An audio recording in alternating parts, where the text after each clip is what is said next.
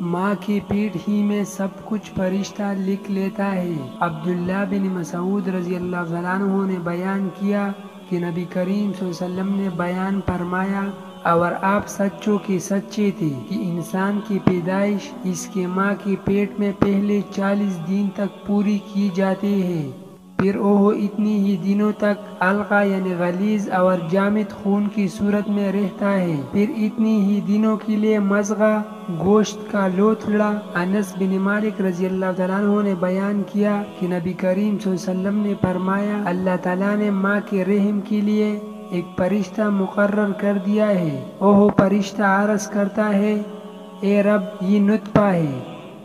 اے رب یہ مضغہ ہے، اے رب یہ علقہ ہے۔ پھر جب اللہ تعالیٰ اسے پیدا کرنے کا ارادہ کرتا ہے تو فرشتہ پوچھتا ہے اے رب یہ مرد ہے،